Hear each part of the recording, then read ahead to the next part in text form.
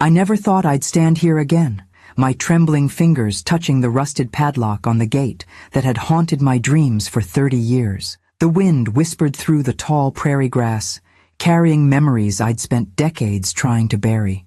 Just take pictures for the real estate listing, sign the papers next week, and it's over, Michael had said, his voice carrying that familiar tone, the one that treated me like I was fragile crystal, ready to shatter. The same tone everyone used since James died 6 months ago. But they didn't understand. None of my 3 children understood what this place did to me. How could they? They were too young when it happened. When Benjamin, my firstborn, my golden boy, I couldn't even complete the thought, even after all these years. The mining company's offer is more than fair, Mom. $20 million. Think of what we could do with that, Jennifer had insisted just yesterday, her lawyer husband nodding beside her. Dad would want this for us. But would he?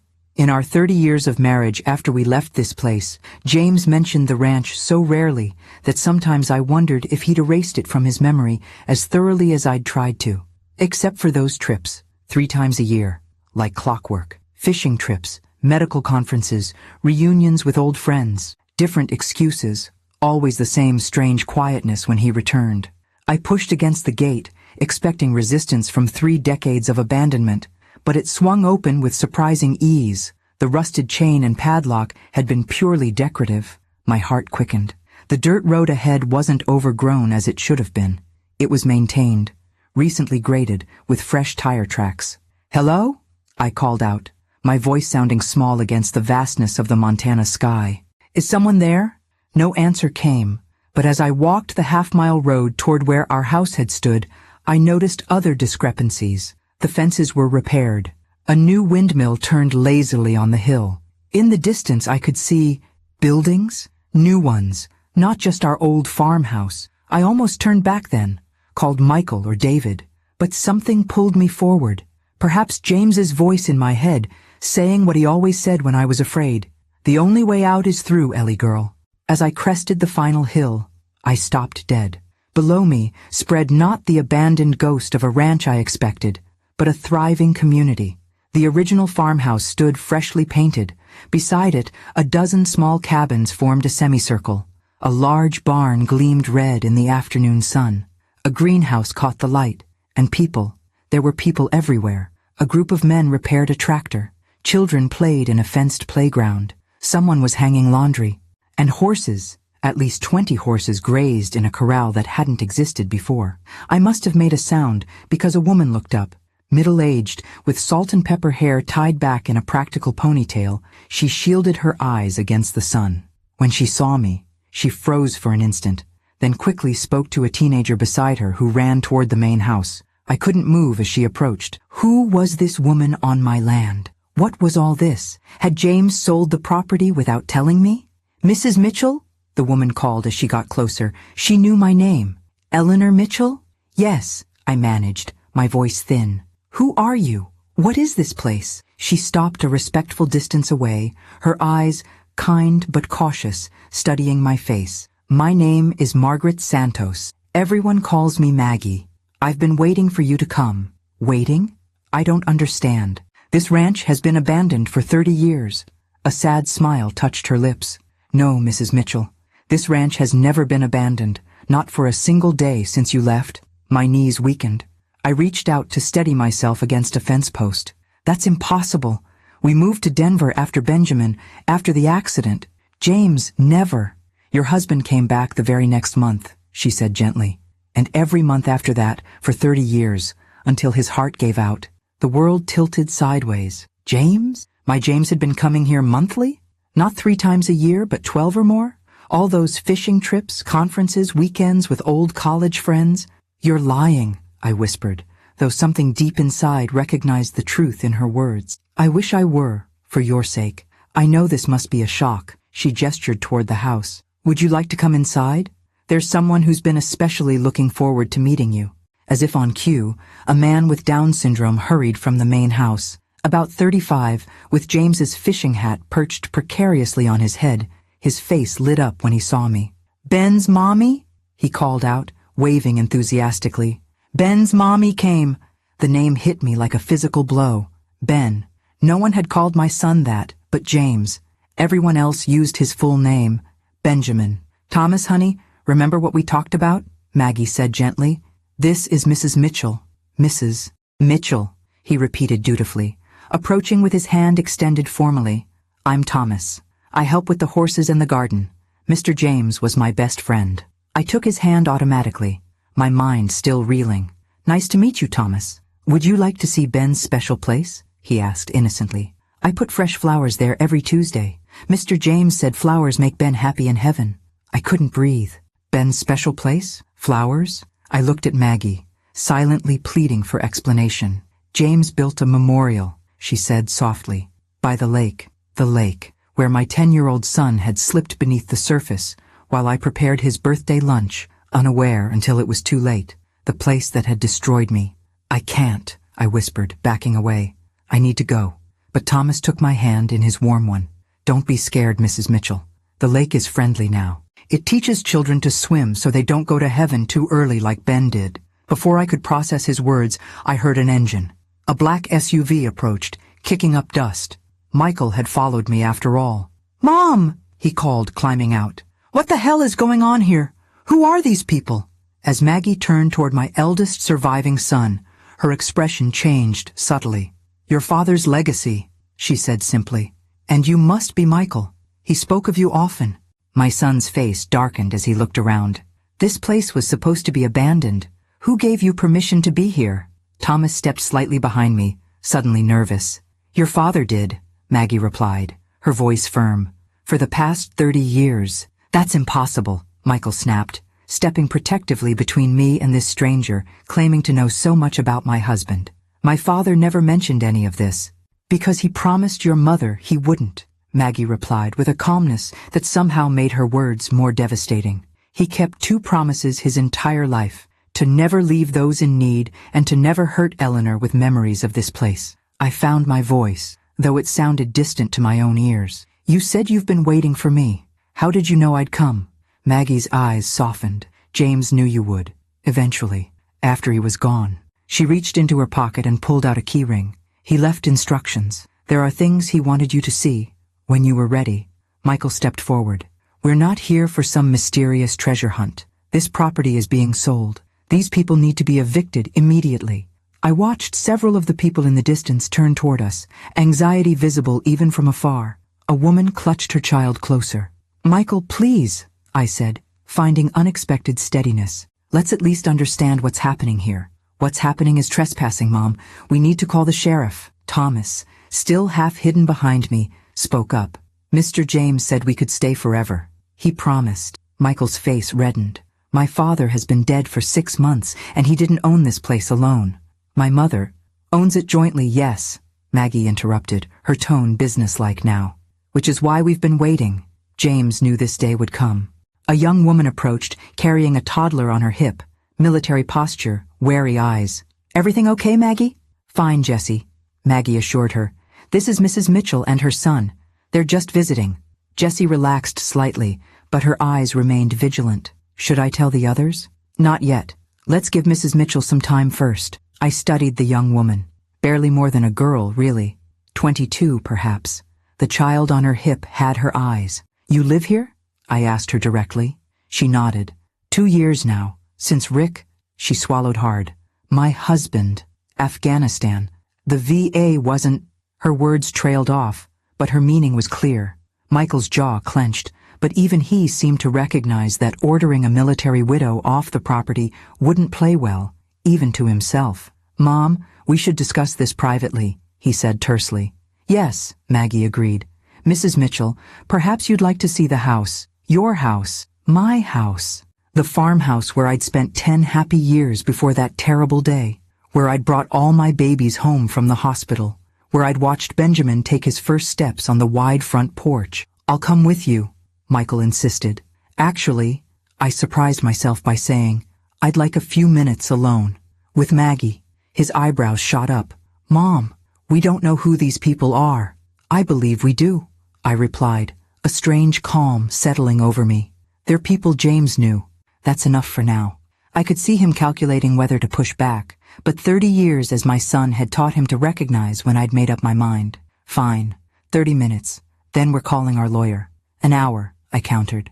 I hadn't negotiated with my children since they were teenagers. It felt oddly empowering. As Michael reluctantly retreated to his car, I followed Maggie toward the house, Thomas trailing happily behind us. Each step up the familiar porch sent memories washing over me.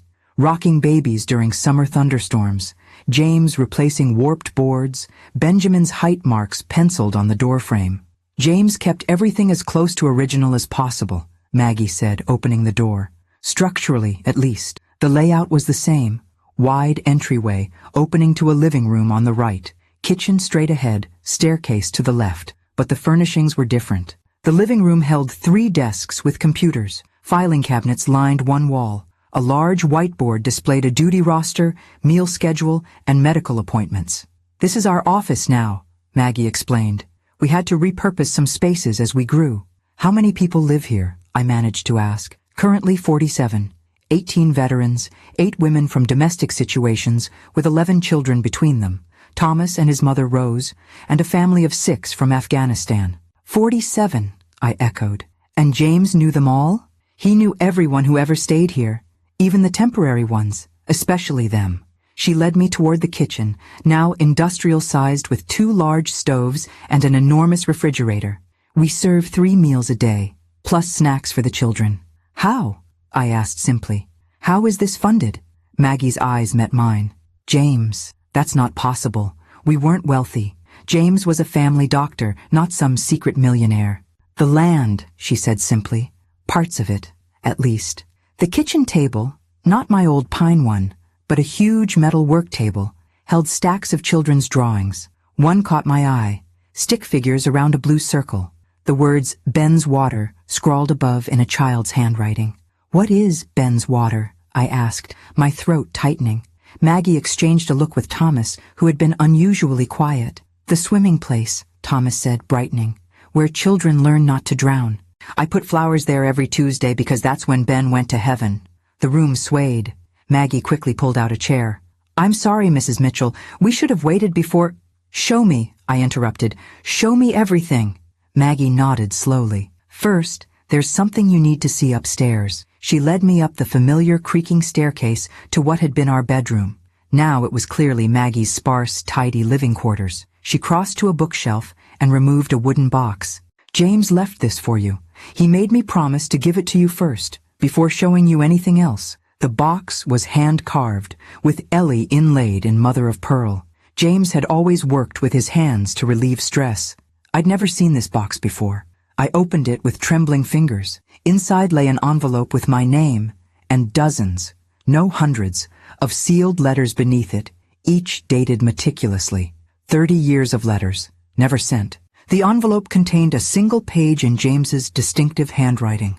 My dearest Ellie, if you're reading this, 2 things have happened. I've left this world, and you've found your way back to the ranch. I've played this moment in my mind thousands of times, wondering which would come first, my courage to tell you the truth, or my death. It seems death won that race.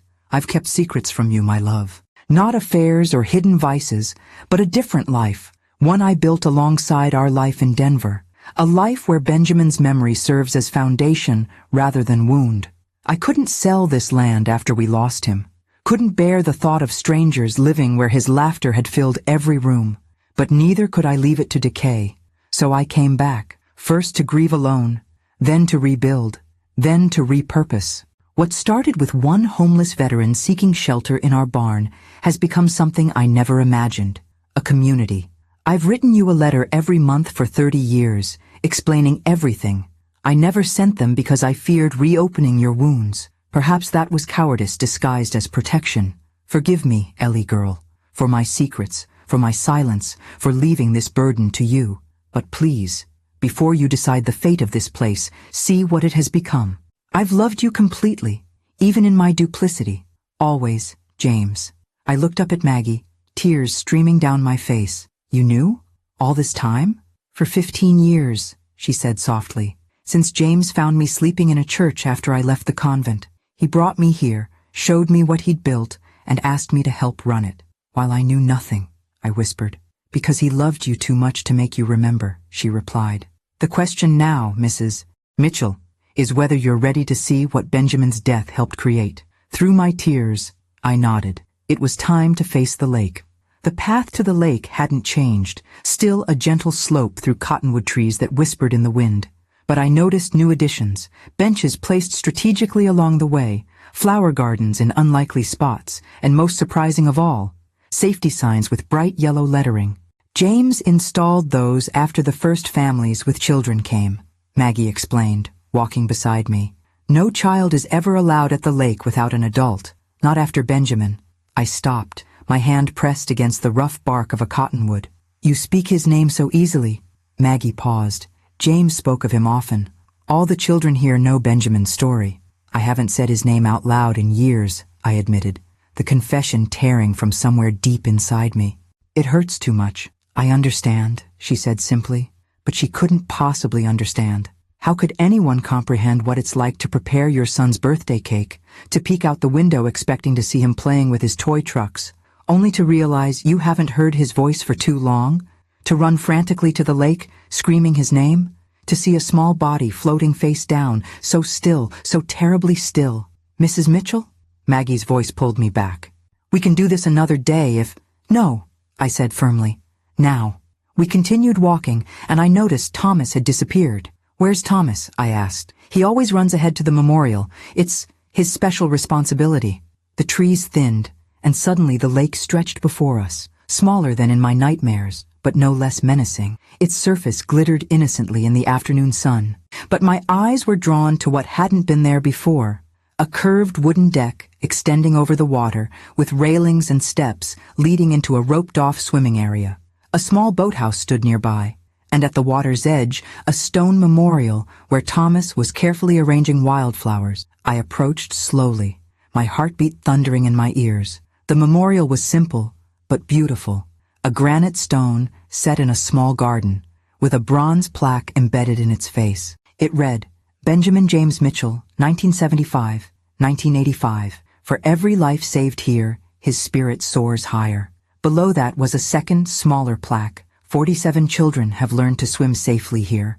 Not one has been lost. My knees gave way, and I sank onto the garden bench, tears blurring my vision. 47 children, I whispered. Maggie nodded. James started teaching swimming lessons 15 years ago. Every child who lives here must learn. He hired certified instructors, built the safe swimming area, installed rescue equipment. She hesitated before adding, Your grandson was one of them. My head snapped up. What? Jennifer's boy, Ethan. When he was 7, he came close to drowning at a friend's pool party. Jennifer mentioned it to James during a Sunday dinner, remember? Said they couldn't afford the private swim lessons the doctor recommended after the incident. I remembered. Jennifer had been distraught. James had listened quietly, then changed the subject. Typical James, uncomfortable with family drama. James paid for Ethan's lessons anonymously. He drove 3 hours every Saturday for 6 weeks to secretly watch from his car as Ethan learned to swim at that fancy aquatic center in Boulder. I shook my head in disbelief. Jennifer never knew? No one knew, except me, because I had to reschedule the veterans woodworking class he usually taught those Saturdays. Maggie smiled sadly. That was James, solving problems from the shadows. Thomas approached, beaming with pride at his flower arrangement. Pretty for Ben, yes? Yellow was his favorite, Mr. James told me. Yellow had indeed been Benjamin's favorite color. His bedroom had been painted sunflower yellow. The detail made my breath catch. How many other memories of our son had James kept alive while I'd locked mine away? It's beautiful, Thomas, I managed. Want to see the special swimming place? I can swim now? Mr. James taught me. I'm not scared of the water anymore. Thomas pointed excitedly to the deck structure. Maggie touched his shoulder gently. Maybe later, Thomas. Mrs. Mitchell needs time. I stared at the lake, the place I'd demonized in my mind for 3 decades. The place where I'd lost everything. Except I hadn't lost everything. I'd lost Benjamin, a wound that would never heal, but I'd still had James, Michael, Jennifer, and David. I'd had a life in Denver, students who adored me, grandchildren who brought me joy.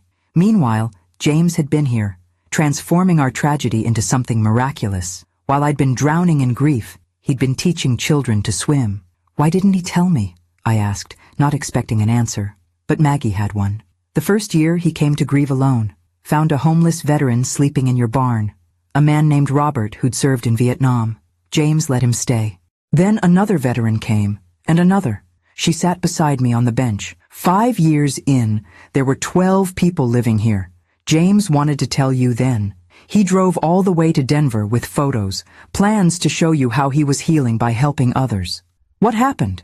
He saw you laughing with friends outside a restaurant, said it was the first time he'd seen you truly happy since Benjamin died. Couldn't bear to reopen the wound. Drove back here and built the first cabin instead. Thomas wandered back toward the memorial, humming softly to himself. Each time James convinced himself you were ready, something would happen. A panic attack when someone mentioned Montana at a dinner party. Your refusal to let Benjamin's photographs be displayed. Your nightmares that still came every year on his birthday. I remembered those moments, those small glimpses of my continuing brokenness that I thought I'd hidden so well.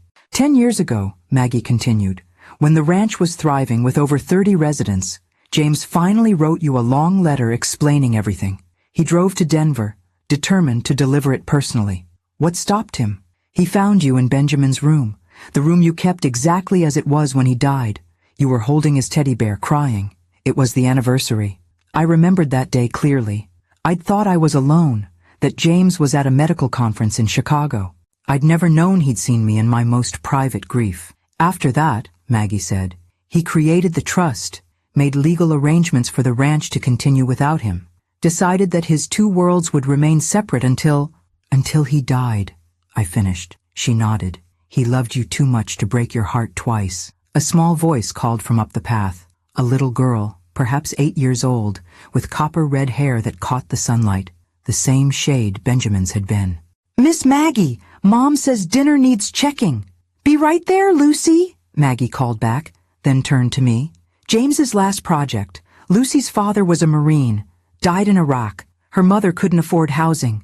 They came here 6 months before James passed. As if summoned by our conversation, a dozen more people appeared on the path, adults and children heading toward the lake for what was clearly a regular afternoon ritual. Maggie stood. It's swimming lesson time, every day at 4.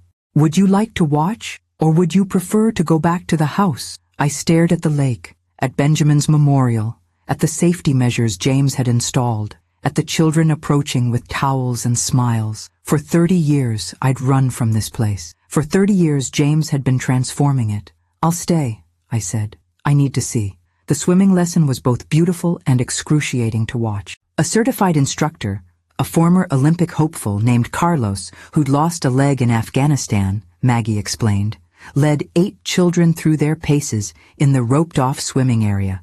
Their laughter echoed across the water, so at odds with my memories of this place. We teach the Franklin method, Maggie said as we watched from the shore. James researched every swimming program in the country before choosing it. Lowest drowning statistics of any technique. I noticed an older man stationed on the deck with a life ring and whistle, vigilantly watching every child. Another adult stood in a kayak just beyond the swimming area. No child was more than an arm's length from an instructor. 3-tiered safety system, Maggie explained, following my gaze. Instructor in water, spotter on deck, emergency responder on boat. Plus, all staff are CPR certified. Benjamin had died because there'd been no system. Just a boy who'd slipped away while parents prepared his birthday surprise. One moment of inattention that shattered 3 lives. Thomas sat cross-legged by the memorial, occasionally waving at the swimmers. He seemed content in his self-appointed role as guardian of Benjamin's memory. When the lesson ended, the children trudged up the path, wrapped in towels and chattering excitedly. Lucy, the red-headed girl, paused before us. Did you see me, Miss Maggie? I can float on my back now. Carlos says I'm ready for level 3. That's wonderful, honey, Maggie replied with genuine pride. Lucy's curious eyes turned to me. Are you a new grandma here? My grandma's in heaven with my dad. Before I could respond, a young woman hurried over. Lucy, don't bother Mrs. Mitchell. She turned to me. I'm sorry. I'm Andrea, Lucy's mom. It's all right, I assured her. And yes, Lucy, I suppose I am new here. The child beamed. Will you watch me swim tomorrow too?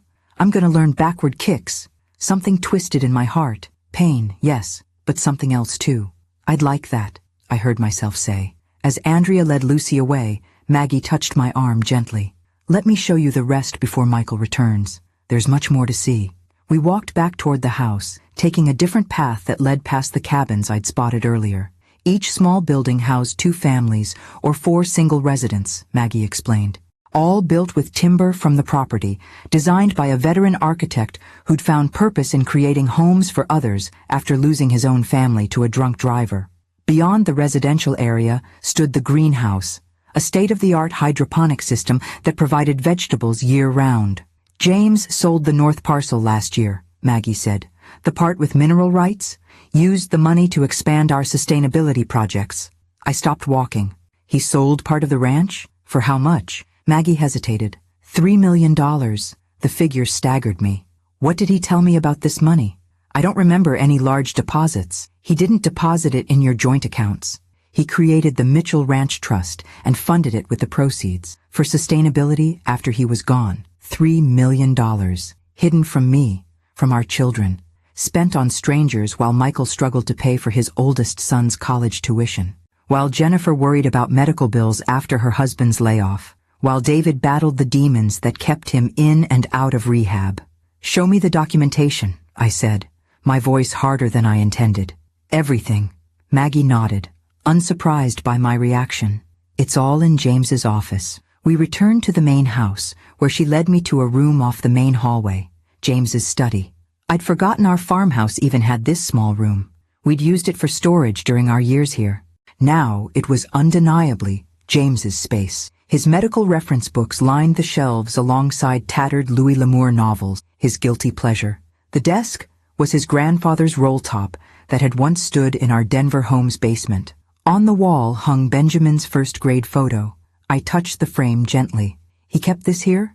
"He kept all the family photos here. Said it was his heart room." She crossed to the desk and unlocked the bottom drawer with a key from her pocket. "These are the trust documents, property records, and financial statements.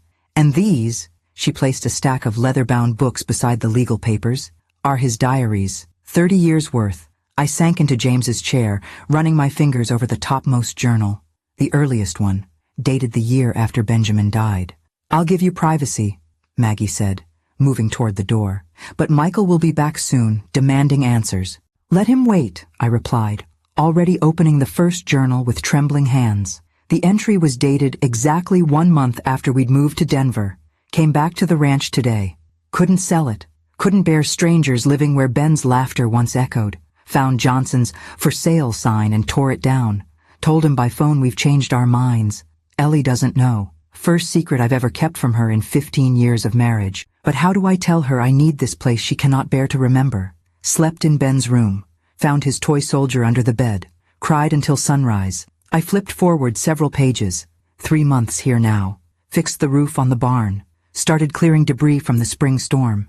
Gives my hands something to do, while my heart still searches for answers. Ellie thinks I'm at a medical conference in Seattle. Hate lying to her. But she's sleeping through the night now in Denver. Making friends at her new school. Mentioning Ben without breaking down. My coming here would undo all that healing. And later, a year after Benjamin's death, found a man sleeping in the barn today. Robert Winters, Vietnam vet. No home, no family. Eyes like I've seen in the mirror. Haunted. Offered him dinner. He asked if he could stay and help with repairs in exchange for shelter. Said yes before I even thought about it. Feels right having another soul here. The ranch was never meant to be empty. 5 years later, 12 people living here now. Roberts brought others, all veterans, all homeless, good men fallen on hard times. We fixed up the bunkhouse, added a bathroom to the old tack room. They're healing the ranch, and it's healing them. Should tell Ellie, drove to Denver intending to. Saw her laughing with friends outside that Italian restaurant she loves. First real laughter I've seen since Ben. Couldn't bear to reopen the wound.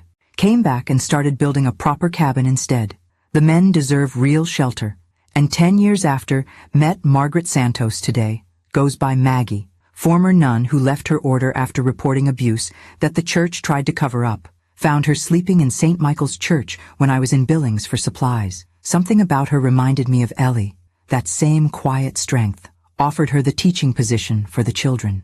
We have 5 kids living here now, all with parents working through addiction or incarceration.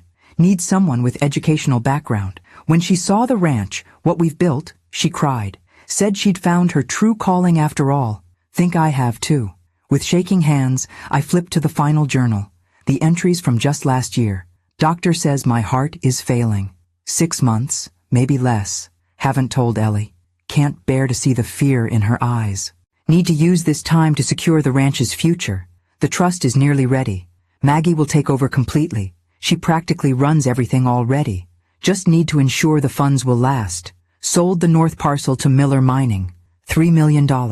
Told Ellie I was at a cardiology conference in Houston. More lies to protect her. Used the money to build permanent housing for the veterans, install the solar system, upgrade the greenhouse, purchase medical equipment.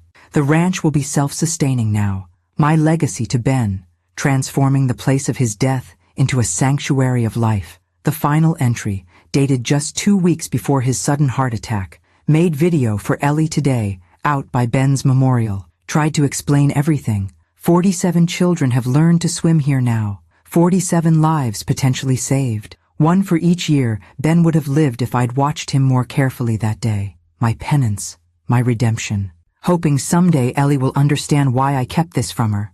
Why I built this secret life. Not for lack of love, because of its abundance. The ranch is ready. I am ready.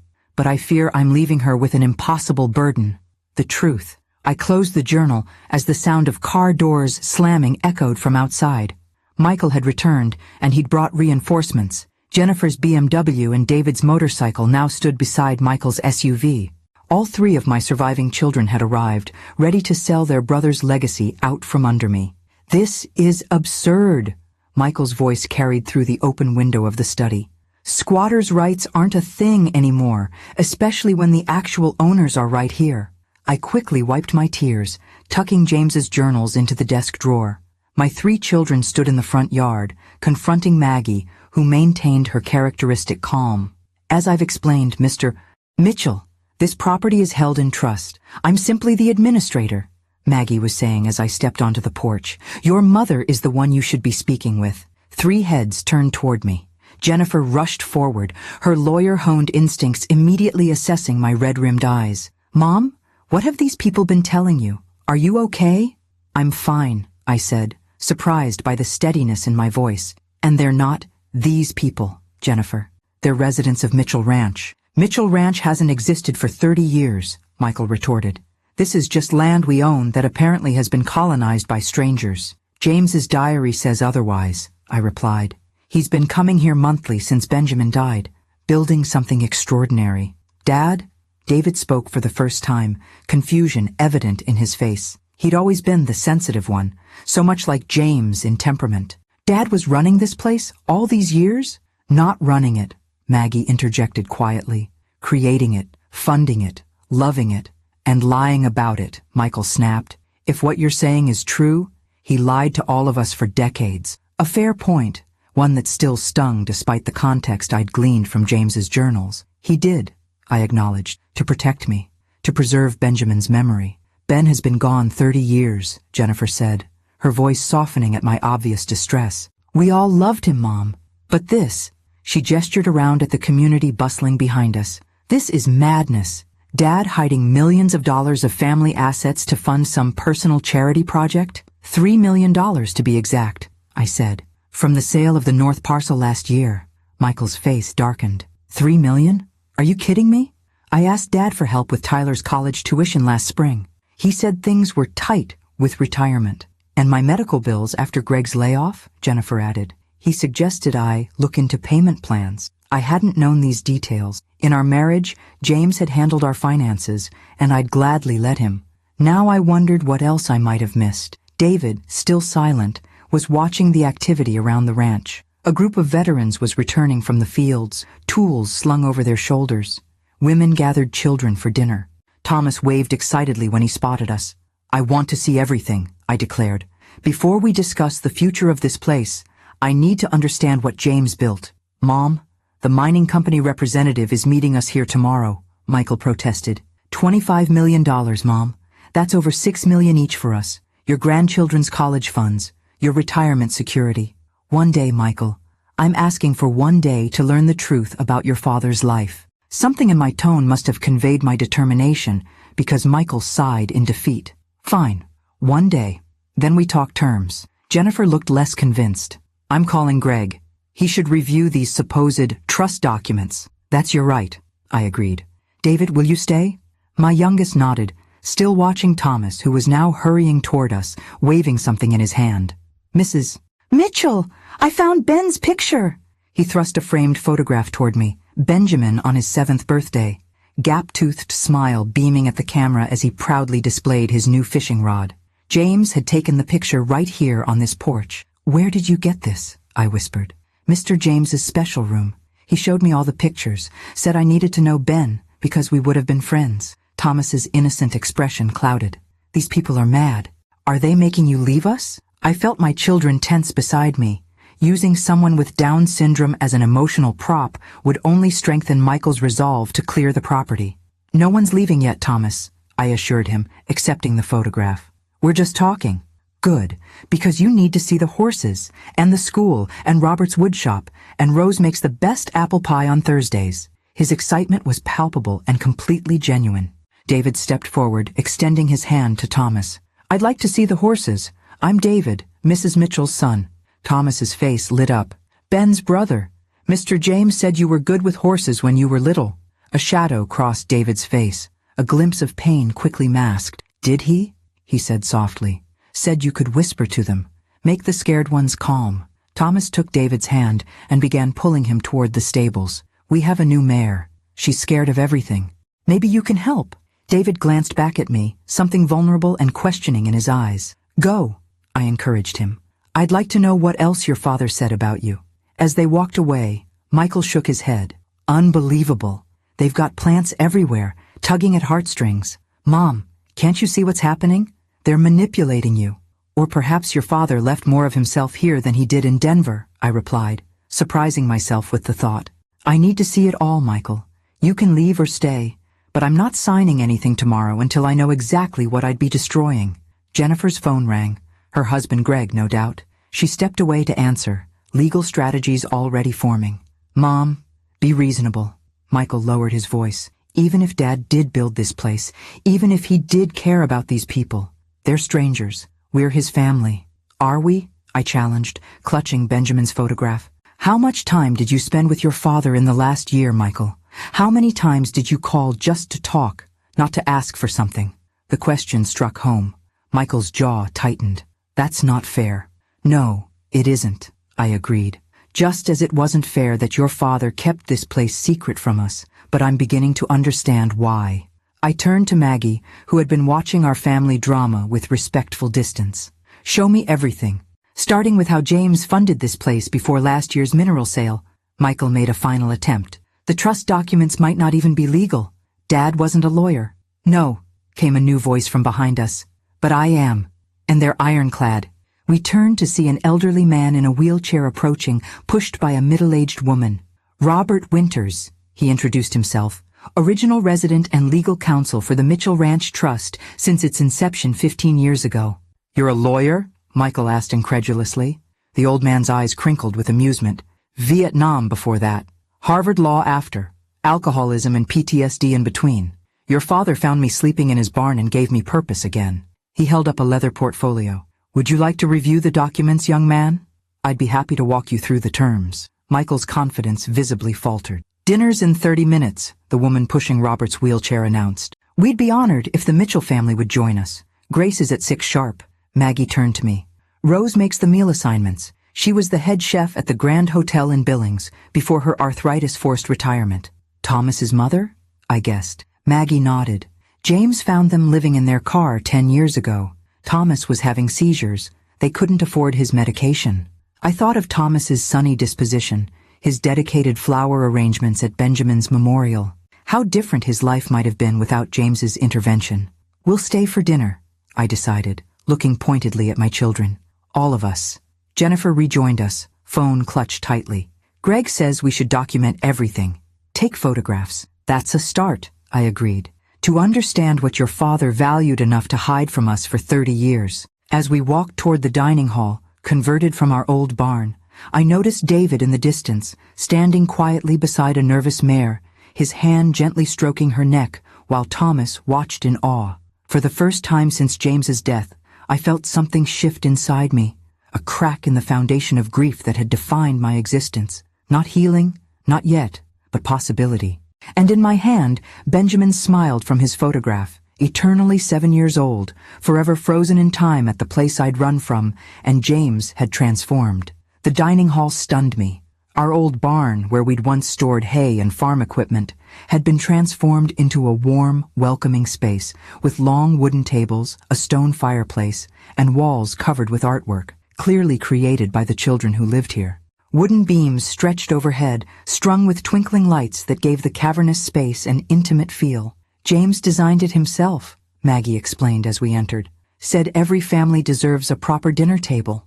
A dozen round tables filled the space, each set with mismatched but clean plates and silverware. Residents were already gathering, adults helping children get settled, teenagers distributing water pitchers. The atmosphere was lively but organized, like a well-rehearsed dance where everyone knew their role.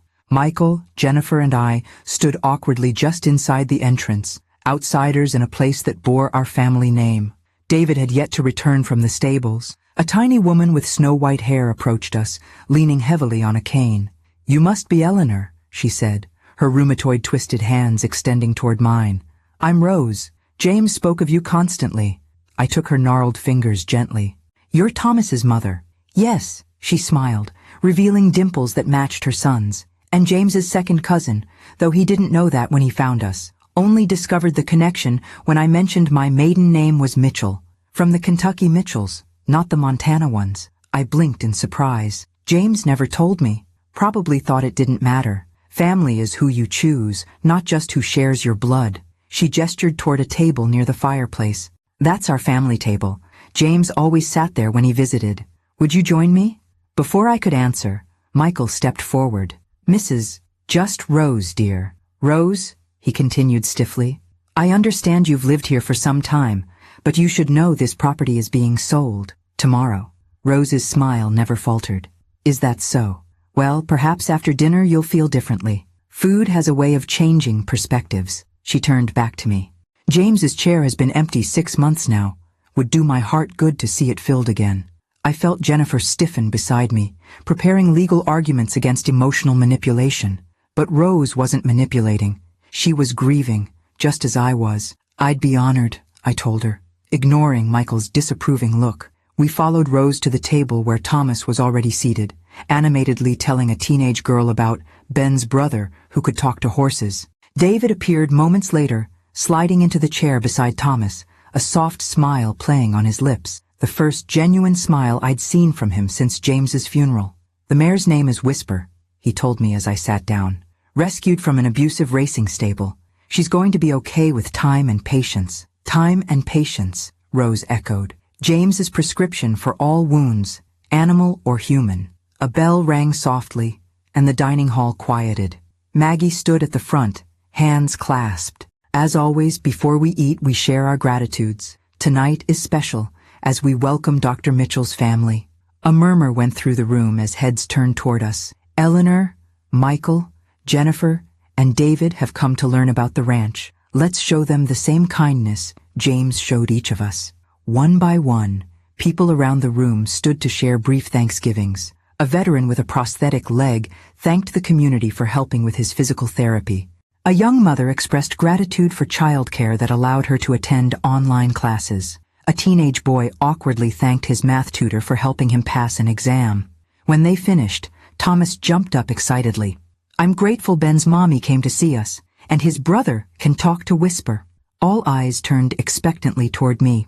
I hadn't prepared for this ritual, had no gratitude readily available amid the whirlwind of revelations. But looking around at these faces, people whose lives James had touched while I remained oblivious, I found words. I'm grateful to discover that while I was preserving Benjamin's memory by keeping it locked away, James was honoring it by creating this. My voice caught. "Thank you for showing me another way to remember my son." A soft murmur of approval rippled through the room. Even Jennifer looked moved, though she quickly masked it when she caught Michael watching her. Rose squeezed my hand as dinner was served family style. Hearty vegetable stew, Fresh bread and salad greens that Maggie informed us came from the greenhouse. The meal was simple but delicious, clearly prepared with care.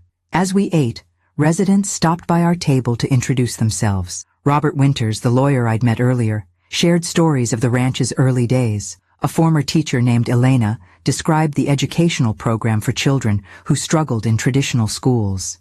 A quiet man named Sammy, who I learned had been an interpreter for American forces in Afghanistan, expressed his gratitude for the sanctuary provided to his family when their special visas left them homeless in America. James paid for our immigration lawyer, Sammy said softly. When the system failed us, he created a place for us to belong while we fought for legal status. Michael remained silent throughout these interactions, though I noticed him watching a young boy at the next table who was eagerly showing a drawing to his mother. A stick-figure family standing before a simple house, home, printed in wobbly letters above it. Jennifer, ever the attorney, asked pointed questions about the ranch's legal structure, funding mechanisms, and sustainability plans. Robert answered each inquiry with professional precision, occasionally referencing documents he promised to provide for her review. The mineral rights sale was legally structured as a charitable donation, he explained.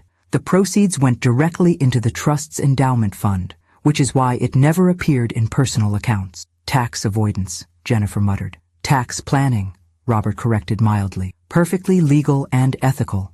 The IRS has audited the trust twice and found everything in order. David barely spoke, content to listen to Thomas's excited chatter about horses, swimming, and the art therapy classes he attended twice weekly. I watched my youngest son carefully. Of my 3 children, David had struggled most after Benjamin's death. Sleepwalking, nightmares, withdrawal. Just 7 when his brother drowned. He'd never fully processed the trauma. Now, watching him with Thomas, I glimpsed the healing that had eluded him. As dessert, Rose's famous apple pie was served. A young girl approached our table with a handmade card. Lucy, the redhead from the swimming lesson. I made this for you, she said shyly, placing it before me. Miss Maggie said you're sad because Dr. James went to heaven. The card featured a childish drawing of a smiling sun over a lake. Inside, in careful printing, when we are sad, Dr. James said to look for helpers. We can be your helpers now. Tears filled my eyes. James's favorite Mr. Rogers quote, "Look for the helpers," had become his life philosophy, it seemed. Thank you, Lucy, I managed. It's beautiful. As she skipped away, Michael finally broke his silence. This is all very touching, Mom, but these good works don't change the fact that Dad lied to us for decades, hid money, created this elaborate double life. While you were weekending in Aspen, David said suddenly, his voice unusually sharp. While Jennifer was climbing the corporate ladder, while I was in and out of rehab, Michael flushed. That's not fair, isn't it? David challenged. When's the last time you asked Dad about his life? Not about investments or advice or loans? Just about him? An uncomfortable silence fell over our table. Rose patted my hand gently. Family, she said softly. Always the most complicated love story. As dinner concluded, residents began their evening routines. Some cleared tables, others supervised children's homework. Still others gathered for what appeared to be a support group meeting in a corner. Typical evening at Mitchell Ranch, Maggie explained as she joined us. Everyone contributes according to their abilities. Everyone's needs are met according to their circumstances. Sounds like communism, Michael muttered. Sounds like family, I countered. And as I watched this community, these strangers united by James's vision, I realized they knew a side of my husband I'd never seen. While I'd been married to James Mitchell, family doctor and devoted husband, these people had known James Mitchell, visionary and savior. I wondered which version was more authentic, or if perhaps both were equally true. Night fell over the ranch, stars emerging in the vast Montana sky with a brilliance I'd forgotten existed in Denver's light-polluted suburbs. Maggie had offered us accommodations, Michael and Jennifer in guest rooms in the main house, David happily bunking in the stables at Thomas's insistent invitation, and me in James's quarters above his office. He kept a room here? I'd asked, surprised. For his longer visits, Maggie had explained. When he stayed several days to oversee construction projects or medical clinics, the space was undeniably James, Spartan but thoughtful in its details. A twin bed with the flannel sheets he preferred, bookshelves lined with medical journals and dog-eared westerns, a small desk beneath a window overlooking the property, and photographs, dozens of them, in simple frames covering one entire wall. I sat now on the edge of his bed, examining these snapshots of James's secret life. There he was with Robert, arms slung around each other's shoulders before a half-built cabin. James kneeling beside Thomas on a fishing dock. James in a Santa hat, distributing presents to beaming children. James beside a woman in a wheelchair, both grinning broadly as she held up a diploma. Not a single photograph of me or Michael, Jennifer, or David. Those lived in his Denver office, I realized. He had kept his worlds completely separate, not just for my protection, but perhaps for his own peace of mind. A soft knock interrupted my thoughts. Jennifer stood in the doorway, her professional demeanor slightly softened by exhaustion. "May I come in?" I nodded, patting the space beside me. She sat, her eyes immediately drawn to the photo wall. "It's surreal," she said after a moment, "like discovering Dad had another family." "He did, in a way," I acknowledged, "but not the kind you're thinking." "Greg's reviewed the trust documents," she continued, her lawyer's precision returning. "They're legitimate. Dad created an irrevocable charitable trust 15 years ago with the ranch as the primary asset. We can't sell it, Mom. Not without a protracted legal battle that we'd likely lose." I absorbed this information, surprised to find myself relieved rather than concerned. "What about the mineral rights offer?" "The trust owns those too, though there's a clause allowing limited extraction with environmental safeguards." She sighed. "Nothing like the scorched earth approach the mining company wants." "So, no $25 million windfall?" "No." She glanced sideways at me. "Michael's taking it hard. He's been counting on that money to expand his business." I thought of Michael's luxury home in Cherry Creek, his vacation property in Vail, his children in private schools. He's done well enough without it. "We all have," Jennifer admitted. "Even David, when he's sober." We sat in companionable silence, studying the photographic evidence of James's parallel life. "Why didn't he tell us?" Jennifer finally asked, the lawyer facade cracking to reveal the hurt daughter beneath. "Did he think we wouldn't understand?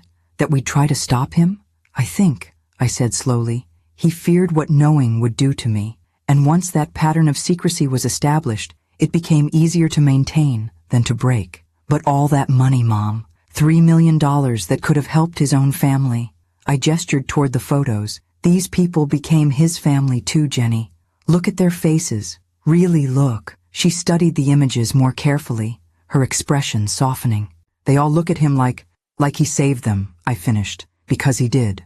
Another knock, and Michael appeared, his face tight with barely controlled anger. "Well, Jennifer's confirmed it. Dad screwed us all with his secret charity project." "Michael," I chided, "that's not fair." "Fair?" he scoffed. "What's not fair is discovering your father led a double life for 30 years. What's not fair is finding out the inheritance you counted on doesn't exist because he gave it all away to strangers." "They're not strangers to him," Jennifer said quietly, surprising me with her shift in perspective. "Look at these photos, Michael. Really look at them." "I don't care," he snapped. "He lied to us, Mom, for decades. How can you be so calm about this?" Before I could respond, David appeared behind Michael, his expression unusually serene. "Because she understands what you don't, Mike. Dad didn't do this against us. He did it for Ben." "Don't bring Benjamin into this," Michael warned, his voice dropping dangerously. "This has nothing to do with him." "It has everything to do with him," David insisted. "This whole place exists because of what happened to Ben. It's Dad's way of making something good come from something terrible." He stepped into the room, addressing me directly. "Maggie showed me the video, Mom. The one Dad made at the memorial." "What video?" I asked, though I remembered Maggie mentioning it earlier. "Dad recorded messages at Ben's memorial. For 30 years. On the anniversary." David's eyes were suspiciously bright. "Maggie says there's one he made specifically for you to see, when you were ready." Michael threw up his hands in disgust. "More manipulative theatrics." "It's not theatrics," David said firmly. "It's Dad talking to Mom, and I think she deserves to hear him out." Jennifer placed a gentle hand on my arm. "You don't have to watch it now, Mom, or ever if you don't want to." But I was already standing. "Where is it?" David led us downstairs to James's office, where Maggie waited, a tablet computer in her hands. "I wasn't sure if tonight was the right time," she said uncertainly. But when David asked, I want to see it, I said, my voice steadier than I felt. We'll give you privacy, Maggie suggested, but I shook my head. No. My children should see this too. I sat at James's desk, my surviving children gathering behind me as Maggie set up the tablet and discreetly left. The video began with James's face filling the screen. My husband, clearly in his final months, though I hadn't recognized his decline at the time. The timestamp showed it was recorded just 3 weeks before his death. Behind him stood Benjamin's memorial, flower-bedecked as always. Ellie, he began, his familiar voice sending a shock through me. If you're watching this, I'm gone, and you've found your way back to the ranch, back to this place. He gestured at the memorial behind him. I've made hundreds of these videos over the years, talking to you, to Ben, trying to explain what I couldn't say in person. Maggie will give you access to them all if you want them. But this one's the truth I should have told you 30 years ago. James shifted, revealing more of the lake behind him. Ellie girl, the day Ben drowned wasn't your fault. It was mine. I gasped, feeling my children tense behind me. I know you've carried this guilt for decades, James continued, his eyes glistening, believing that if you hadn't been preparing his surprise birthday cake, if you'd been watching him instead. But the truth is, I told him he could go to the lake that morning. My hands flew to my mouth. He asked if he could try fishing with his new rod. I said yes, told him to stay on the dock. I promised I'd join him in 15 minutes after I fixed the tractor, but I got caught up in the repair, lost track of time. You were in the kitchen, thinking he was with me. I was in the barn, thinking he was still waiting for me. James wiped a tear. By the time either of us realized he'd gone to the water alone, I felt Jennifer's hand on my shoulder, squeezing tightly. I couldn't tell you then. You were so broken, Ellie, and I was a coward. Watching you blame yourself was easier than admitting I'd given permission. As the years passed, it became impossible to confess. How do you tell someone you've let them carry undeserved guilt for decades? James took a deep breath, composing himself. So instead, I tried to atone, to make Benjamin's death mean something. Every child taught to swim safely, every veteran given purpose, every family sheltered. They're all part of our son's legacy. The boy who loved everyone, who never met a stranger, who wanted to save every stray animal we found. He lives on in this place, Ellie, in ways I couldn't explain without revealing my own culpability. Behind me, Michael made a soft, wounded sound. I don't know if you can forgive me, James continued, for Benjamin, for the lies, for creating this place without you. But I hope someday you'll see that in my broken way, I was trying to honor both our son and you, the woman who taught me that love is about lifting others up. He leaned closer to the camera. The trust will protect the ranch after I'm gone. The community can continue without me, but it would flourish with your heart guiding it, Ellie. If you can find it in yourself to forgive me, to embrace what grew from our greatest loss, there's room for you here. Room for all our family, if they choose it. James smiled sadly. I've loved you completely, Eleanor Mitchell. Even in my deception, and Benjamin would be so proud of the lives saved in his name. The screen went dark. For several heartbeats, none of us moved or spoke. Then Michael turned abruptly and left the room. Jennifer, tears streaming down her face, squeezed my shoulder once more before following him. David remained, his hand resting gently on my back as 30 years of misplaced guilt washed over me in waves of grief and revelation. He knew, I whispered. All these years, he knew I blamed myself, and he blamed himself, David said quietly. So he built all this to make amends. I looked up at my youngest son, suddenly seeing him with new clarity. You're not angry about the money. David shook his head. I never cared about that.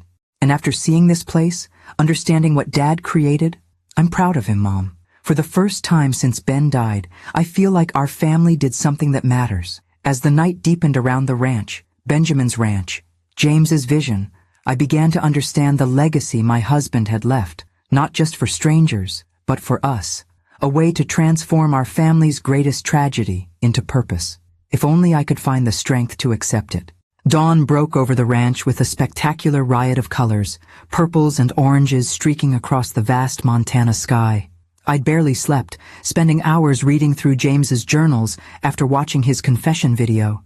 Each entry revealed another piece of the intricate mosaic he'd created in our son's memory. I stood now on the porch of the main house, coffee mug warming my hands, watching the ranch come alive. Veterans headed to the greenhouse, children gathered for breakfast before school. A group of women left for their jobs in nearby towns, carpooling in one of the ranch's vehicles. This well-oiled community had functioned without me, without my knowledge, for decades. "Early riser like your husband," came Rose's voice as she joined me, moving slowly with her cane. James always said sunrise over the mountains was God's daily reminder that beauty follows darkness. That sounds like him, I agreed, making room for her on the bench. He was always the optimist in our marriage. Yet he carried such guilt, Rose said softly. Sometimes when he thought no one was watching, the weight of it showed in his eyes. I never saw it, I admitted. How did I not see it? Because he didn't want you to. Rose patted my hand. James was skilled at compartmentalizing. Doctor mode, husband mode, ranch mode, each separate and distinct. 3 decades of deception, I mused. I keep trying to be angry, but all I feel is grief, Rose supplied. For the shared healing you might have had, for the years you could have been part of this. A small figure bounded across the yard, Thomas, heading for the stables where David had spent the night. My youngest son emerged, hair tousled from sleep, smiling at Thomas's enthusiasm. Your son belongs here, Rose said, following my gaze. I've never seen Thomas connect with someone so quickly. Not since James. I thought of David's struggles over the years, the rehab stints, the depression, the difficulty maintaining relationships. David has always been searching for something. Purpose, maybe. We have that in abundance here, Rose replied. What we lack are enough hands to share the load. Before I could respond, Michael's BMW pulled into the yard. He'd left last night after the video, driving to a hotel in the nearest town. Now he returned, his expression unreadable as he approached the porch. Morning, he said stiffly. Jennifer's on her way. We need to talk, Mom. Rose took the hint, rising slowly. I'll leave you to your family business, but Eleanor, when you're ready, Maggie has something for you in James's office. After she left, Michael sat beside me, exhaling heavily. I didn't sleep last night. Neither did I admitted. I kept thinking about Dad's video, about Benjamin, about all of this. He gestured vaguely toward the bustling ranch. I was 12 when Ben died. Old enough to understand, but too young to process it properly. I remember deciding someone had to be the strong one for you and Dad. You were, I said softly. So responsible, so adult-like overnight. I resented it, he confessed. Resented losing both Ben and my childhood in one day. Resented Dad for falling apart when I needed him most. I'd never heard Michael speak this way. My eldest had always been the practical one, the unemotional one, the successful one who never looked back. And then last night, he continued, watching Dad confess, seeing his guilt, his pain, it was like meeting a stranger. The father I knew would never have kept such secrets. None of us knew him completely, I said. Not even me. Michael's jaw tightened. The money still bothers me, Mom. $3 million given to strangers while his own family struggled. Jennifer's medical debt after Greg's layoff. David's rehab costs. My business expansion loans. We weren't struggling, Michael, I corrected gently. We were comfortable. Privileged even. These people had nothing. They're not our responsibility. They were to James. And maybe that's what family really means, extending responsibility beyond blood. I studied my son's face, seeing the boy he'd been beneath the successful businessman he'd become. Your father built something remarkable here, Michael, something that honors Benjamin in ways I never could. Michael looked away, watching as David and Thomas led horses from the stable. Dad's video mentioned there being room for all our family here. What did he mean by that? I don't know yet, I admitted, but I intend to find out. Jennifer's car arrived, parking beside Michael's. She emerged with her husband Greg, both looking solemn. We need to discuss the legal implications, she said without preamble as they joined us. The trust is valid, but there may be ways to restructure it that benefit both the ranch and our family. Always the lawyer, Michael muttered. Someone has to be practical, she retorted. $25 million is still on the table from the mining company. If we can negotiate limited extraction rights that don't displace residents— No, I interrupted, surprising myself with my certainty. No mining. Not yet. Not until I understand everything James built here. Greg cleared his throat. Mrs. Mitchell, with all due respect, the offer won't stay open indefinitely. The company has other options. Then let them pursue those options, I said firmly. This land was Benjamin's playground, James's sanctuary, and now home to dozens who have nowhere else. I won't rush into decisions that destroy any of that. Jennifer and Greg exchanged glances, clearly having expected a different response. Maggie wants to see me, I continued, standing. Something James left. Will you join me? We found Maggie in James's office, a worn leather box on the desk before her. These are the letters, she said simply. One for each month for 30 years. James wrote them after every visit but never sent them. 360 letters, Jennifer calculated aloud. 372, Maggie corrected. He was very disciplined. I approached the box reverently, lifting the lid to reveal bundles of envelopes, each tied with string and labeled by year. Have you read them? I asked Maggie. No, she replied. They were for you alone. James was very clear about that. I selected the earliest bundle from the year after Benjamin died. The first envelope was addressed in James's familiar handwriting. For Ellie, when you're ready to know. With trembling fingers, I opened it and began to read aloud. My dearest Ellie, I've just spent my first weekend back at the ranch since we left. I told you I was at a medical conference in Portland. Forgive the deception. I couldn't sell this place, Ellie. Not where Ben's spirit still feels so present. The lake haunts me as it does you, but somehow being here, facing it directly, brings a strange peace that eludes me in Denver. Today, I repaired the dock where he used to fish. Tomorrow, I'll clear the path to the meadow where he flew his kite. Small acts of remembrance that feel like prayer. A local veteran, Robert Winters, has been sleeping in our barn. Instead of calling the sheriff, I've invited him to stay, to help with repairs. He has the same hollow look we do, Ellie. The look of someone who has lost something irreplaceable. Perhaps that's why I let him stay, because he understands that some wounds never fully heal, they just become part of who you are. I want to tell you about this place, about how it feels both haunted and healing. But when I called home tonight and heard the lightness in your voice as you described your new teaching position, I couldn't bear to reopen wounds that are finally beginning to scab over. So I carry this secret for now, this small solace that helps me breathe when grief threatens to suffocate me. Perhaps someday we can share it. Until then, know that in this place where we lost our son, I am keeping his memory alive in the only way I know how, by helping others who are lost themselves. All my love, James. I looked up, tears blurring my vision. Michael stood rigid, his expression conflicted. Jennifer wiped her eyes discreetly. Greg studied the floor, an outsider witnessing our family's raw exposure. There are hundreds more, Maggie said softly. Documenting everything, the first veterans cabin, the greenhouse installation, the swimming program, Thomas and Rose's arrival, the trust formation. James recorded it all for you. He wanted me to know, I realized, just not until he thought I could bear it, or until he was gone and couldn't witness your pain, Michael suggested, his voice rougher than usual. Either way, Jennifer said, he left us a roadmap to his heart, to the life he led without us. I replaced the letter in its envelope, overcome by the magnitude of what lay before me, hundreds of confessions, explanations, invitations to understand the husband I thought I'd known completely. There's more, Maggie said hesitantly. James left instructions for all of you. If you chose to embrace the ranch, what kind of instructions? Jennifer asked, lawyer mode engaging. Opportunities, Maggie clarified. Ways each of you could be involved in the ranch's future if you wanted to be. He never assumed you would, but he hoped.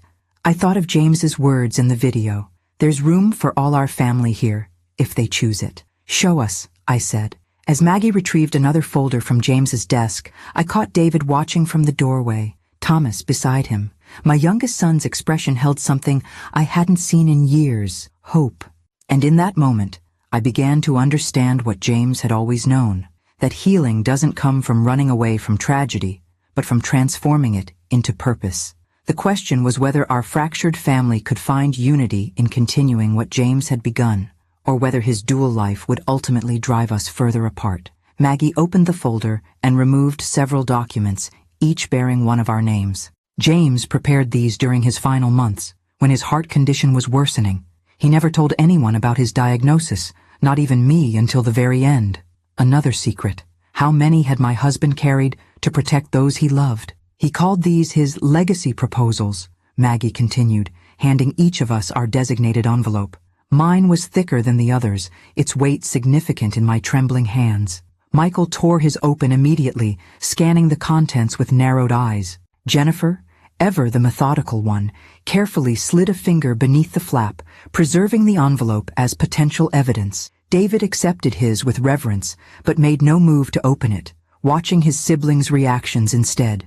I broke the seal on mine, finding several pages covered in James's precise handwriting.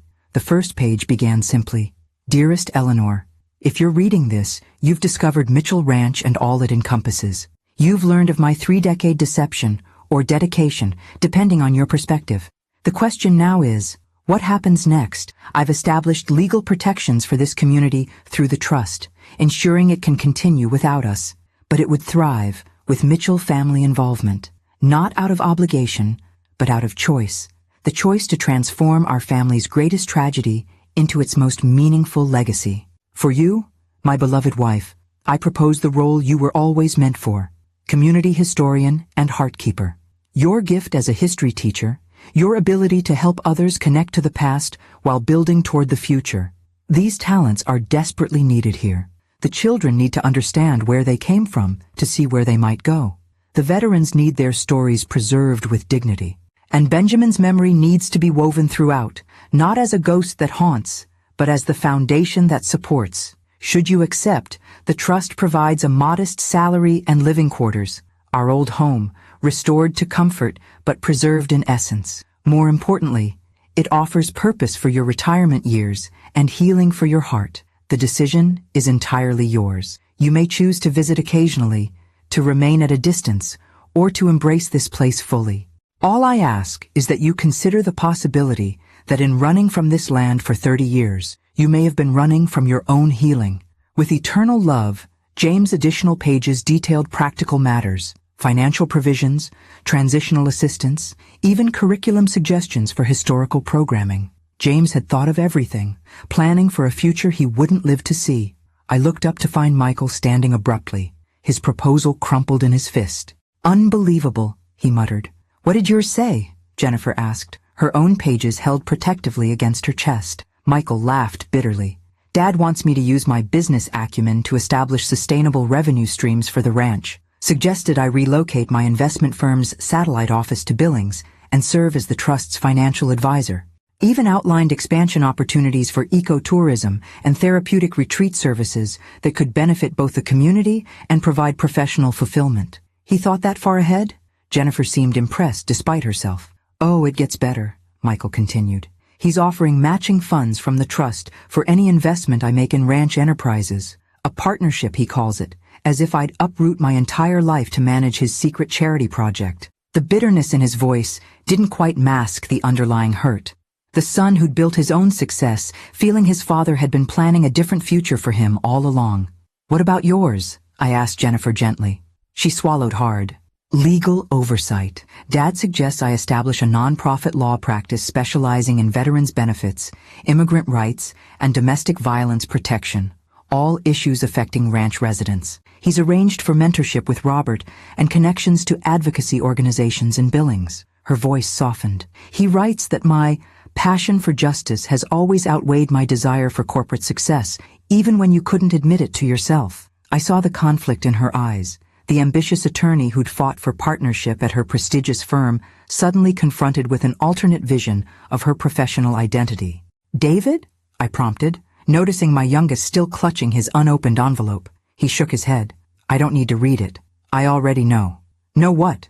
Michael demanded. "That Dad saw me clearly when the rest of you saw only my failures." David's voice held no accusation, just simple truth, that he understood why I kept falling apart in the structured world you all navigated so easily. "You don't know what he proposed," Jennifer pointed out. "Something with the horses," David said confidently. "Something that uses my empathy rather than treating it as a weakness. Something that acknowledges I've been looking for purpose since Ben died." Maggie nodded slightly, confirming David's intuition without revealing specifics. Michael paced the small office, agitation evident in every movement. "This is emotional manipulation from beyond the grave. Dad spent 30 years living a double life, and now he expects us to abandon our existing lives to continue his secret project? I have a family in Denver, a successful business, kids in schools they love. He doesn't expect anything, I corrected gently. He's offering possibilities, while leveraging guilt and sentimentality, Michael retorted. Classic dad, making emotional appeals seem like rational choices. Jennifer studied her pages thoughtfully. The proposals are surprisingly practical, though. Dad researched the legal barriers to what he's suggesting for me. He's included contact information for organizations already interested in partnership.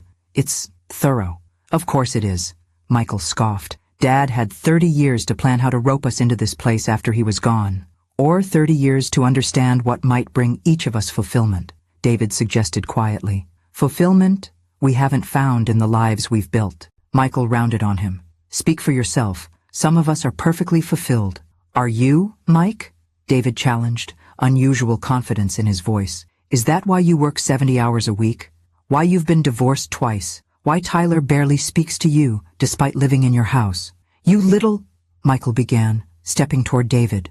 That's enough, I interjected, standing between my sons. James gave us choices, not mandates. We each decide for ourselves. Including you, Mom? Jennifer asked, her lawyer's perception homing in on my evasion. Have you decided? All eyes turned to me. My children, Maggie, even Greg, who had remained a respectful observer to our family drama. I've spent 30 years running from this place, I said slowly, finding my way to truth with each word, refusing to speak Benjamin's name, keeping his room like a museum, flinching when James mentioned Montana.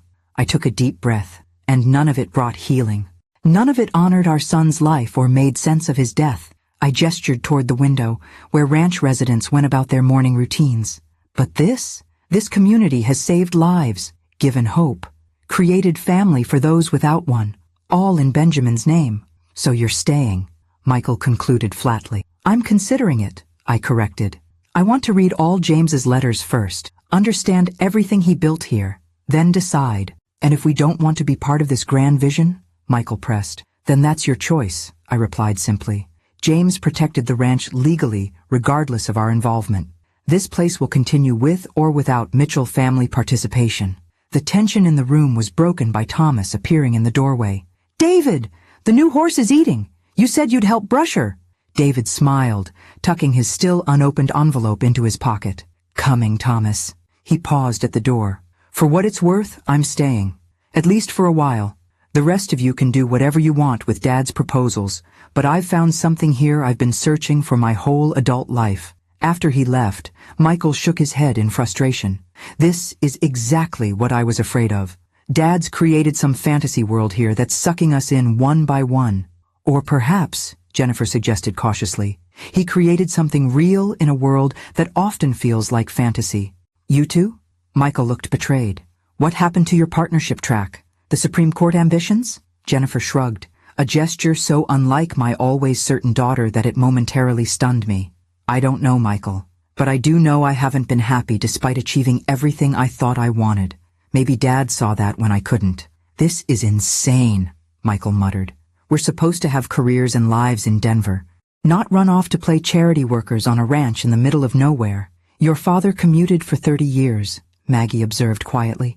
Created impact in both worlds. Perhaps such balance is possible for all of you. Michael stormed out, Greg following after an apologetic glance toward Jennifer. My daughter stayed, studying her father's proposal with new eyes. He knew me better than I thought, she admitted softly. How did he see what I've only recently begun to acknowledge to myself? Your father had a gift for seeing beneath surfaces, I replied, even while keeping his own depths hidden. Outside, I could see David with Thomas by the stables, Michael standing by his car with a phone pressed to his ear, and the daily life of Mitchell Ranch continuing around them. Lives James had saved, futures he had altered, all flowing from the devastating loss that had nearly destroyed our family. And for the first time in 30 years, I allowed myself to wonder if Benjamin's death, while never making sense, might yet have meaning through this unexpected legacy. A week passed at Mitchell Ranch, the longest I'd stayed in Montana since Benjamin's death. Each day brought new revelations as I immersed myself in James's hidden world. I read his letters chronologically, a dozen each evening, watching through his words as the community evolved from one homeless veteran to the thriving sanctuary it had become. I toured every facility with Maggie, The schoolhouse where children who'd struggled in traditional education thrived under individualized attention. The workshop where veterans crafted furniture that generated income for the ranch. The medical clinic staffed by volunteer doctors from Billings. And the therapeutic riding center where traumatized children connected with rescued horses. The swimming program by the lake became my daily ritual. Sitting on the memorial bench, watching instructors teach water safety with meticulous care. 47 children had learned to swim here. 47 lives potentially saved from Benjamin's fate. My own children responded differently to James's legacy proposals. Michael returned to Denver after 2 days, citing pressing business matters but promising to consider options. His parting words, "Don't make any permanent decisions yet, Mom," carried both concern and caution.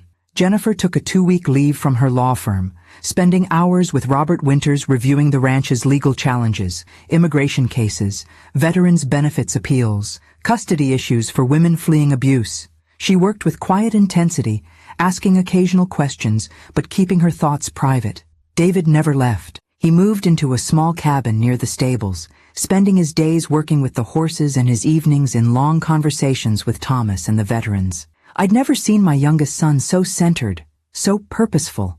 The restlessness that had defined him seemed to evaporate in the Montana air.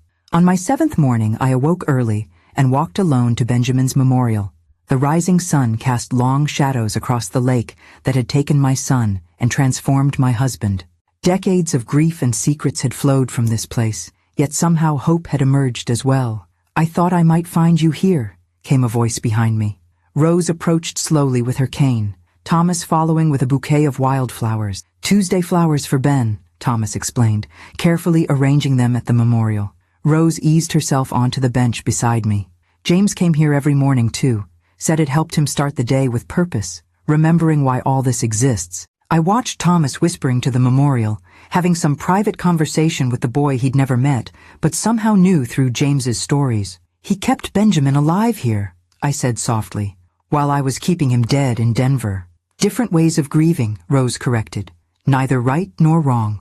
But James's way helped others, created this." I gestured toward the ranch visible through the trees. "My way helped no one, not even me." "Yet here you are now," Rose observed. "That's what matters." Thomas finished his flower arrangement and wandered toward the lake's edge, giving us privacy while remaining within sight. "I've been reading James's letters," I told her. "One struck me particularly, from about 5 years ago. He described watching you and Thomas at the 4th of July celebration.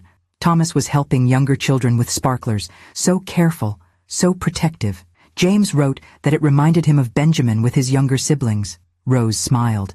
"James often said Thomas and Benjamin would have been soul brothers, both so gentle, so aware of others' feelings. In that letter, James wondered if I would ever meet Thomas, if I would see what he saw, Benjamin's spirit living on in this community." I took a deep breath. "He wrote that his greatest regret was building all this without me." "It was," Rose confirmed. "He told me once that success felt hollow without you to share it, that saving strangers couldn't compensate for the distance growing between him and his own family. Yet he never told us. Fear is powerful," Rose said simply. "Once he'd established the pattern of secrecy, breaking it became more terrifying with each passing year." We sat in companionable silence, watching Thomas skip stones across the lake's surface, no fear of the water that had claimed Benjamin, just respectful caution instilled by James's swimming program. "I've made my decision," I said finally. Rose nodded, unsurprised. "I thought today might be the day. How did you know?" "You have James's look, the one he got when his mind was settled." She patted my hand. "Whatever you've decided, he would respect it." "I'm staying," I said, the words bringing immediate lightness. "Not visiting, not observing, staying, making this place my home." Rose's eyes filled with tears. "James would be so grateful. I need to honor what he built here, what Benjamin inspired." I watched Thomas wave excitedly as David emerged from the tree line, heading toward the stables. "And I need to support David's healing. He's found himself here in ways I never thought possible." "And your other children?" "They'll make their own choices." Jennifer seems drawn to the legal work, though she hasn't committed yet. "Michael," I sighed. "Michael is struggling the most with all this, but I have to respect his journey, whatever direction it takes." "Family is complicated," Rose acknowledged. especially when secrets are suddenly revealed. I've spent 30 years running from this place, I said, trying to outpace grief that always caught me anyway. James found another path, using grief as fuel for something beautiful. I want to follow that path now, however late my start. It's never too late for new beginnings, Rose assured me. James believed that with his whole heart. Later that morning, I gathered my 3 children in James's office. Jennifer had just returned from observing Veterans Court in Billings. Michael had flown in from Denver, his expression guarded. David arrived last, horsehair clinging to his jeans and a new confidence in his bearing. I've made my decision, I announced without preamble. I'm moving to the ranch permanently. I'll be taking the position James outlined for me, community historian and heartkeeper. Michael's face tightened, though he said nothing. Jennifer nodded thoughtfully. David broke into a broad smile. I'm not asking any of you to follow my choice, I continued. James gave each of us separate proposals because he understood we're different people with different needs. All I ask is that you respect my decision as I'll respect yours. I've decided too, David said, excitement barely contained. I'm accepting Dad's proposal, equine therapy program director. I'll be working with veterans and children using horses as therapeutic partners. And your apartment in Denver? Michael asked. Your job at the music store? David shrugged, already gave notice on both. Nothing there was permanent anyway. Jennifer? I prompted. My daughter straightened, lawyer mode engaging. I'm taking a 6-month leave of absence from the firm, a sabbatical to establish the legal aid clinic Dad proposed. After that, she shrugged, an uncharacteristic gesture of uncertainty from my always decisive daughter. We'll see. All eyes turned to Michael, who stood with arms crossed defensively. I can't uproot my family for this fantasy. My business is in Denver. My children are in schools they love. My wife has her own career. No one's asking you to uproot anything, I said gently. James's proposal for you involved occasional consultation, strategic planning, presence, not residence. And what happens to the $25 million from the mining company? Just left on the table? His voice held both frustration and genuine confusion. My practical son struggling to reconcile emotional value with financial reality. The offer will keep, Jennifer interjected, and there are other options for responsible resource development that wouldn't destroy the community. I've been researching alternatives this week. Michael looked around at our faces, his mother and siblings united in a vision he couldn't yet share. I need time, he finally said. This is all happening too fast. Take all the time you need, I assured him. This place isn't going anywhere. Neither are we. That evening, as sunset painted the Montana sky in spectacular hues, I stood on the porch of what would soon be my home again. Ranch residents gathered for their weekly community dinner in the converted barn. I could see David helping Thomas carry platters of food, Jennifer deep in conversation with Robert, and even Michael cautiously joining a group of veterans examining plans for a new workshop. The memorial bell rang softly, the signal for gathering. As if by magnetic pull, my family found each other in the crowd, walking together toward the dining hall. Not perfect, not completely healed, but moving in the same direction for the first time since Benjamin's death. Behind us, the lake gleamed golden in the setting sun. No longer just the place that took my son, but the place where his legacy lived on in every child who learned to swim, every veteran who found purpose, every family given shelter. James had been right all along. The only way past grief was through it, not around it as I'd tried for 30 years, but straight through its heart to find meaning on the other side. At the entrance to the dining hall, I paused before Benjamin's photograph, placed prominently beside James's on what residents called the Founder's Wall.